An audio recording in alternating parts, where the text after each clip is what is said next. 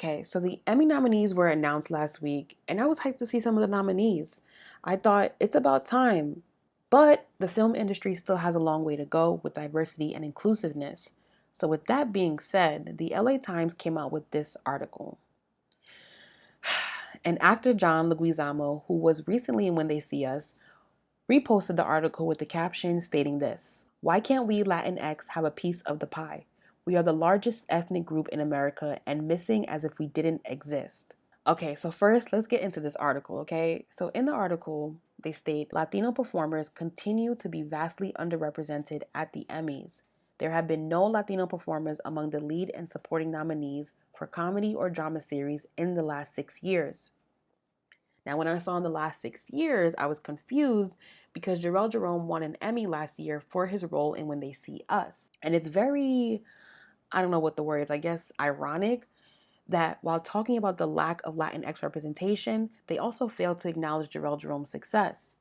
And as I did more research for this video, I searched online to see if John Leguizamo spoke about Jarrell Jerome's success, about him making history last year, or even a congratulations to him for being the first, and nothing came up, which is another issue within the Latinx community about the lack of representation. I noticed that most fail to also talk about the lack of Afro-Latinx representation.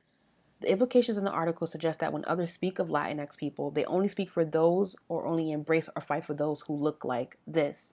And what's more funny is John posted this article and he was in the same series as Jarrell. I guess he saw the headline and took it and ran with it. I don't know. Stupid is as stupid does.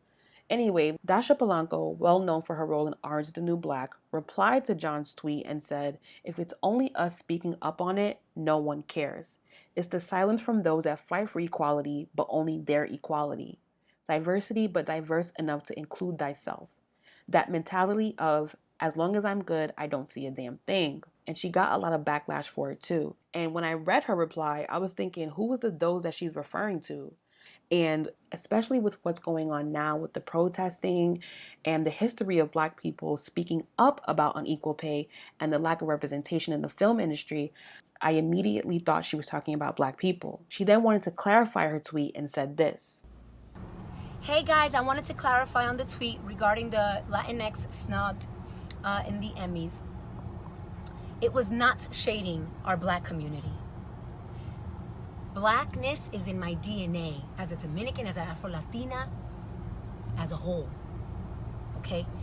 What I'm referring to is we cannot sit here and say we are snubbed and write these articles and all these kind of things when we ourselves are not doing our due diligence to create the work, to create the opportunities. We can't claim, oh, let's claim diversity, but when you're good, then everything else is okay.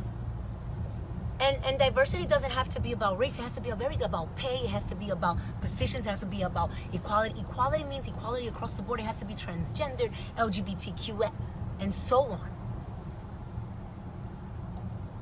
Thank you." And her explanation about the tweet still didn't make sense. So at this point, I started to notice a pattern that when Black people are receiving accolades, overcoming obstacles, and breaking boundaries in the film industry, someone of another race or ethnicity as a response to this is, "What about us? How come we don't have this for XYZ?" And responding to a marginalized group's success with "what about us" isn't the way to go, nor is it the right time to do so. Is Hollywood racist as hell? Yes. Does the film industry need to catch up with the times? Yes. But waiting until a movie with a predominantly Black cast, or waiting till award nominees are announced by saying, "Where's our movie? Where's our awards?" isn't the way to go. And waiting until then to speak up dismisses the accomplishments and struggles that Black people in film have went through and still continuously go through. Failing to address the discrimination against Black people in the film industry leads to this: people just thinking that shit is just sweet. Like Black people haven't been fighting to break down doors. And can we believe it's 2020 and this still goes on? And even though strides have been made, it still doesn't make a dent in the many problems that need to be fixed in the industry. And to be honest, the headline alone was unnecessary. Black nominees gain ground. Is this a race to see which race or ethnic group can garner the most accolades?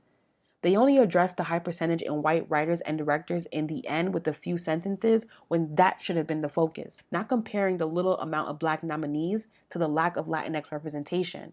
All of this speaks to a bigger problem, not only the lack of Latinx representation, but also the type of Latinos that are often represented. Often enough, Afro Latinos aren't accepted in their own culture due to the color of their skin, and when they speak up about it, they're rarely acknowledged.